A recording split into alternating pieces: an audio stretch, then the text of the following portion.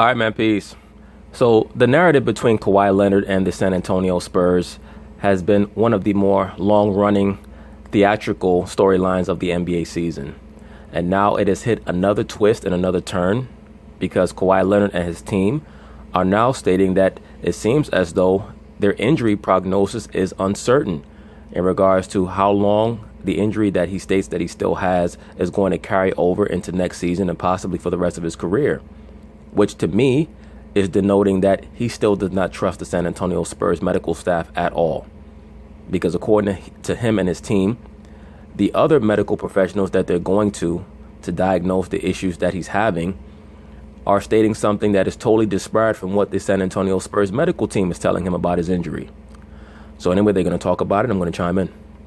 All right, I'm going to brag on my friend Ramona here for a minute. When Ramona says she is doing a deep dive piece on something, you know it is going to be so good. And sure enough, this story she did with Michael C. Wright finally got some answers on the greatest mystery in sports this season, the tension between the Spurs and Kawhi Leonard. You run Zach Lowe's podcast, I think released today. I love what he said. He said, look, this woman got into the brothel that Lamar Odom has to have. She can do it. Yeah, she probably played dress up to get into the brothel. She played the least appealing prostitute of all time. She probably put on a red wig and was asking if anybody wanted to try any of her milk and honey, and they said no thanks. And she was able to somehow get deep into the inner sanctum of the brothel where Lamar Odom was hiding out, cracked out of his mind. Do anything. Allegedly. She short, sneaky. She has actually lifted the veil along with Mike Wright on what is going on between these two parties. So give us some of the key points here. Well, I mean, I think number one for me and my big takeaway is this was about control. Okay? The Spurs did not like when they lost control of the process, of the situation, of the... Now, did you hear what Ramona Shelburne just stated? She stated that according to what she's been able to deduce, the real issue between Kawhi Leonard and the San Antonio Spurs is all about control. The San Antonio Spurs did not like when they lost control of the quote-unquote situation, meaning when they lost control over their asset, Kawhi Leonard, because they're used to their players being supplicant to them. The franchise player. And I when I talked to Kawhi directly, like I really felt like he was hurt and he did not feel ready to go. And there's been a disagreement about what the actual injury is, which then gave him pause of, okay, well, if you think it's this, so interesting to me. And my people say it's this, and I'm still feeling pain there, how can I trust you when you say I'm cleared? And I think that's where they are right now, and especially when you look at guys like Isaiah Thomas, and we've seen some recent history. But things like this don't happen to the Spurs, and things like this would never in a million years happen to Kawhi Leonard, right? You think of all the low-maintenance guys in the league, this was Kawhi Leonard. So I don't think the Spurs would ever force a player to play. They have a very good track record of supporting their players. Well, they can't force a player to play right now because of the overall environment and atmosphere of America that we're living in. Greg Popovich is a very shrewd operator. He knows that he has crafted an image for himself as the super liberal Caucasian man who likes to speak up on racial issues, quote unquote, allegedly. So he knows that it's going against brand for him to tell Kawhi Leonard, you're going to get out there and play. Now, in a different environment, he'd have a different response to Kawhi Leonard telling him that he still does not feel healthy. That's why Greg Popovich decided to send his lieutenants at Kawhi Leonard, as I've been covering on this channel. That's all Manu Ginobili and Tony Parker are Greg Popovich's lieutenants.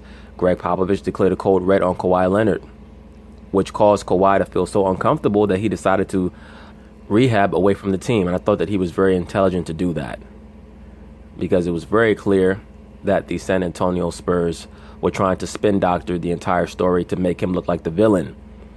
They were hoping to pressure him because they were not quite sure what it was going to take to manipulate him, because he's so quiet. He does not respond to any of their innuendos, to any of their attempts to manipulate him or to string him along. And once again, I think that he was very wise, he and his team, to separate themselves from what was going on in San Antonio. The question is how it's been handled. Right. And clearly there has been a lot of disagreement in how it's been handled in the process and in the people around Kawhi who are speaking for him. And when I spoke to him directly, I thought he had a pretty good handle on things. I wish he would speak more. Well, I like that you spoke him directly. And what was it? How many seconds? I think that Kawhi Leonard is very scared that his words are going to be taken and twisted around to suit the San Antonio Spurs, or the media is going to make it look like he's trying to go back and forth with San Antonio. And I think that he's a cat that just doesn't want to be bothered. I think that he's a brother that understands that things are what they are. And oftentimes when you try to explain what's going on in your life to people, they're looking for the negative because, once again, so many people in this society are negative because it helps them take attention away from how much they hate themselves in their own lives. So they look for negativity in other people's lives so that they can concentrate on that and make themselves feel better about themselves. I think that Kawhi understands that, and he knows that the less words that he uses to explain his own situation, a situation that as of right now is still status quo, is unchanging, the less of a chance that he will be a contributor to adding confusion to his own life. He's just trying to concentrate on getting back. How many seconds did you get with him before the Spurs PR swooped in on 35 you? maybe. Right? I mean, Yeah. I don't know how they heard me or saw me. Like, the door was closed. All of a sudden the door opened, and I'm like, you have like X-ray vision? Comedy everywhere. Right? Lord knows what they saw when they opened up that door. Probably Kawhi, just with a spaced out look on his face, and you on both knees, ready to give him a happy ending for a byline, allegedly. Absolutely. So when you're hearing from Ramona, they disagree on what the injury is. That's a huge thing. That's huge. That's big time. And then obviously how to proceed from it. And also I thought it was so interesting in your story, the alienation that you talk about. That Kawhi's team is indicating, and even Kawhi himself to you in one of those quotes, that she got, because again, it was only 30 seconds, but she got it, people, because she... Damn, you got a lot done in 30 seconds. Maybe you was the top hoe at that brothel where Lamar Odom was at. Who knows? Allegedly. She always gets it. He indicated to you, even... She always get her man. Even in that one quote, that it seemed like things were... He's like, people are going to trust the Spurs instead of me. If you're Byron, I mean, how does that sound about where things are with these guys? It sounds like they're a million miles apart right now. I think obviously... It sounds like Kawhi Leonard is having his moment of clarity, his moment of elucidation, where he's starting to understand how important it is to always protect yourself. You know, in life, I always say this, life is like a boxing match. You must protect yourself at all times. You have to put yourself in as many advantageous positions as you can. Always watch out for your own back and for your loved ones, because when you're dealing with these corporations, these organizations, that's what they're going to look out for. They're going to look out for their best interests. Obviously, we know how great Pop is as a person and as a coach. Allegedly. And if anybody can get this thing back on track with Kawhi, it's Pop. We know that. Yeah. And I think they're going to end up having a discussion over some of the things that both, parties want to get out. And I think it can be resolved. I still think he has a chance to be in San Antonio, but I think there's going to be a couple of things that have to happen. Number one, they're going to have to offer him that $219 million contract right away. They can't take a penny off of that. That's number one. I don't think that they're going to be stupid enough to offer Kawhi Leonard a contract that is not the super maximum. And number two, I think they're going to have to address two teammates, Manu and Tony Parker. Who might not be there next year. Who might not be there anyway, but if they're talking about coming back, that might be a problem with Kawhi, because those guys said some things in the locker room that wasn't pretty cool, and I'm sure Kawhi wasn't very happy about. Especially Tony Parker. That dude, for what he stated, it wouldn't shock me if there was a story that transpired about Kawhi Leonard yoking his ass up. Not saying that Kawhi would do that, not saying that that would be the shrewdest thing to do, but if it occurred, it wouldn't shock me. Happy about it, and that's one of the reasons I think that he kind of separated himself from the team. He was like, I'm gone. I'm out of here. Because I think if he wanted to confront it, then there would have been a bigger issue. So I think those are two of the main issues that they're going to have to discuss and get on the... And that's the type of dude, Kawhi Leonard, man. It always amazes me, and I always state this, we live in a very provocatory society. Everybody wants to troll everyone else. Everyone wants to see how they could push people's buttons. And then when quote-unquote tragic things happen, everybody acts surprised. When you see a person like Kawhi Leonard who goes out of his way to avoid confrontation, that's because he knows that when he snaps, he's going to snap all the way. And I'm not talking about anything criminal. I'm just talking about he knows that he could hurt somebody if he really wanted to. And I think that's why he used wisdom in deciding to separate himself from what was going on in that locker room, because a lot of those guys were getting frustrated and they were trying to blame how their season was going to end on him. Get on the same page. But we know if anybody can do it, it's Pop. And if Kawhi just decides, because he has the power, which this team is not used to, this organization is not used to having guys have power over them. Right. They're used to it being the other way around. So Kawhi can just say at the end of the day, Pop, this is all great, I love you, but I want to move on. And I think this is a key graphic here, Rachel. You and I have talked about this a lot, which is that money's everything, right? Like, how does anyone walk away from that much money? $219 million. So here's my question about this, though, okay? So he's available for the Supermax, right? And the idea is nobody turns down $219 million. So well, supposedly no one turns it down, but would it absolutely shock me if Kawhi Leonard does? No, it wouldn't. He just seems like someone who marches to the beat of his own drum. If he accepts a Supermax contract, that wouldn't shock me either. He's certainly not going to stay with the Spurs for anything less than the Supermax. That's obvious. And if things haven't been great this past season, if they offer it, the feeling is that he would take it, and then maybe you can't trade him for a year after that. But if it really doesn't work out, that eventually they could do something about it. My question about that $219 million is his health is still an issue. He still feels that he can't get back on the court. So despite, I mean, just take away all the back and forth and the he said, and by the way, I think the truth is always in the middle, right? People have always wanted to take huge sides on this story, and it's usually a little bit of everything, a little bit of both. What about his health and handing him a $219 million contract? We saw with Joel Embiid when he got the extension on his rookie deal, the Sixers put in all these caveats. Hey, if you get hurt, we get this money back, we get that money back. If you are any team, if you are the Spurs, who maybe will plunk down $219 for him, or if you're another team who maybe, wants to either make an offer next year in free agency or this year with a signed trade or something like that, how do you know that you are getting the top 5 player, Kawhi Leonard, on the floor for even some of the next 5 years? Well, here's the issue with that, Rachel Nichols. Number one, Kawhi Leonard's a top 4 player if he's fully healthy. But number two, if you're the San Antonio Spurs, you cannot state that we're having issues negotiating with Kawhi because we're not sure about his health when you spent the entire season stating that he is healthy, he just does not want to play. So you can't have it both ways. If you're going to allege during contractual negotiations that there are some issues in regards to the back and forth between your group and Kawhi Leonard's camp because you're not quite sure how healthy he is, then why'd you spend the whole season stating basically that Kawhi Leonard is willfully sitting it out because he's not quite sure if he wants to play when he has all this money on the table? That's basically what the Spurs have been implying, specifically Popovich. So the health issue should be a non-factor in their negotiations because the Spurs have already deduced that there's nothing wrong with him. I don't know that you can... At least physically. You can know that for sure. My reporting on this says that he's close and all he really needs is a summer to get himself right. Okay.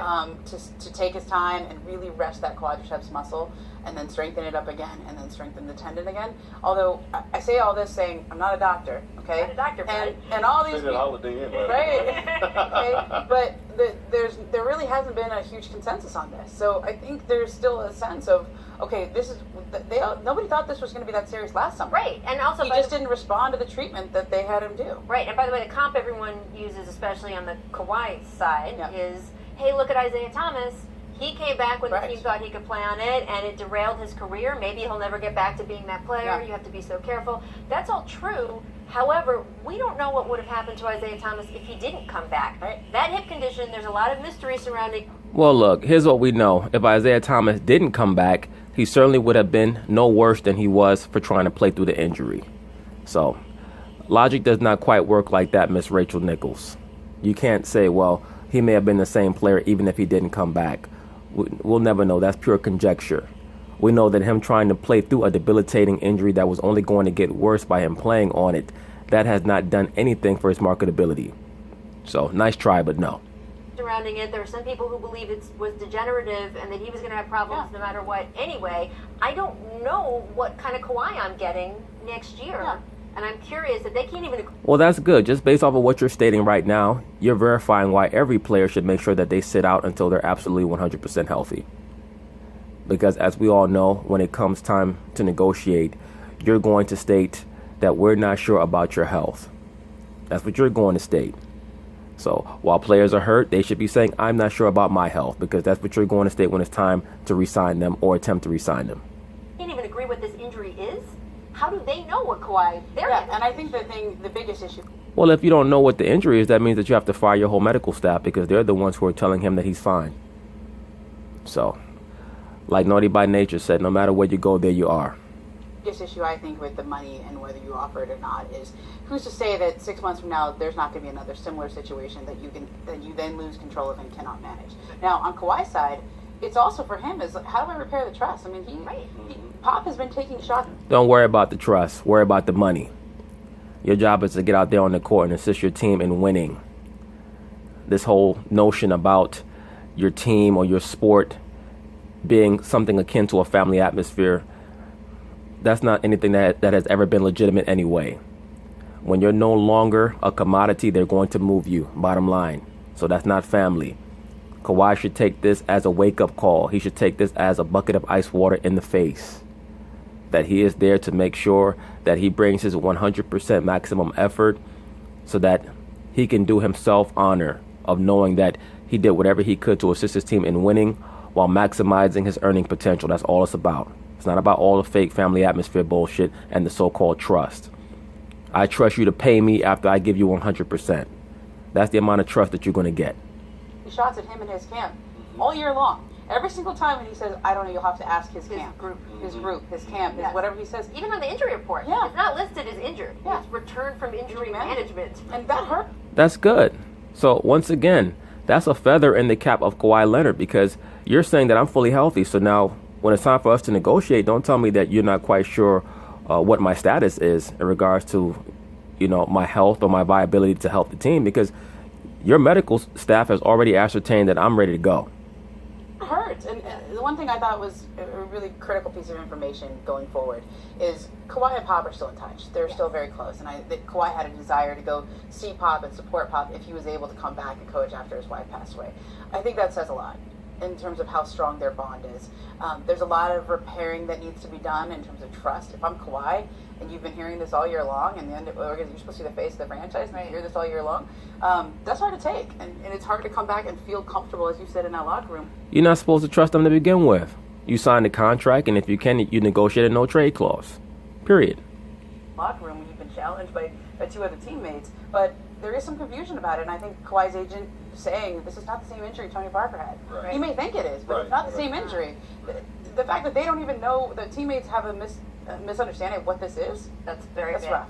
It's only going to affect the entire NBA this summer if he doesn't end up signing that deal, because then it's not rough at all. All it does is it establishes to you exactly who's in your corner because you find out who's with you during adversity, not during prosperity.